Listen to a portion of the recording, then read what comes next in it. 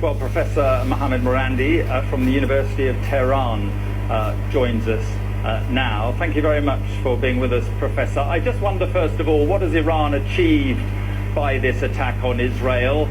Very few of the missiles got through. It, in effect, failed. Many people are calling it a humiliation for Iran. I think that's a lot of wishful thinking on behalf of you and your colleagues at Sky News. It was a massive blow to the Israeli regime. And the history of this conflict doesn't go back to last year. It is 76 years of ethno-supremacism, ethnic cleansing, and this is a racist regime that you support. What the problem is that you cannot recognize that the difference between you and us is that you support racism and racial hierarchy, and we reject it. And the Israeli regime, if they dare strike back at Iran, we will hit them much harder next time. We will beat them into submission. But they will strike back, won't they? No sovereign country can put up with having 180 ballistic missiles fired at them, so they will hit back, they will hit hard, and they could well hit your nuclear facilities, your oil production installations. They could cause Iran serious damage. Listen, instead of the rhetoric, be real, because you're misleading your own people. Iran has countless underground missile sites with hundreds of thousands of missiles across the country. They were made after the U.S. invasion of Iraq and Afghanistan to deal with a potential war with the United States. So this puny regime, it is not a state, it is a colony.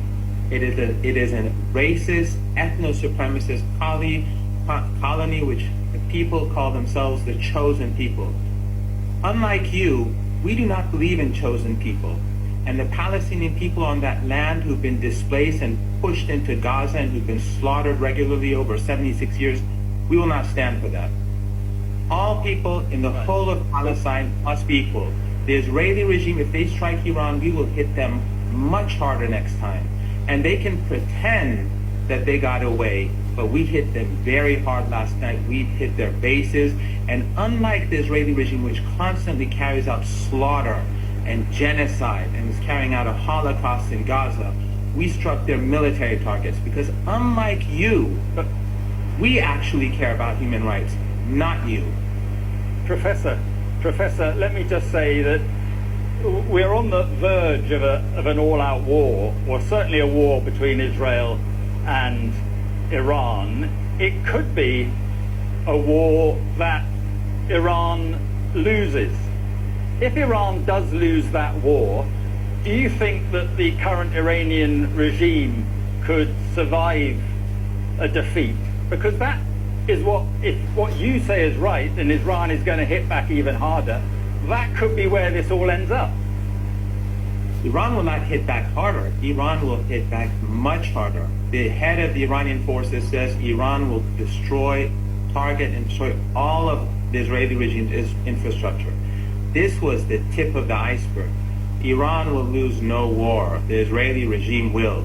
It is time for you and others to end your racism and to end your support for the superior race, and to accept that all people in Palestine have equal rights, and the Palestinian people have a right of return. Jews, Christians, and Muslims are equal.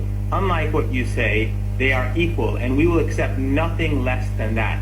The regime must go, and all people must be treated equally. Right. If the only thing, there's no doubt that Israel will lose, but the only variable here is the United States.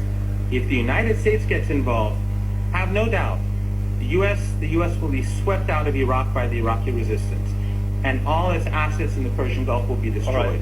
All those regimes that U.S. bases will be destroyed, and the oil and gas markets will cause a situation where the global economy will collapse and millions of people will be on the move. So be careful about making stupid mistakes, and the West should stop with its arrogance and get real for once. Okay, Professor, thank you very much for being with us. Thank you. Well, let's go straight to our security and defense editor, Deborah Haynes, who is in northern Israel. Well,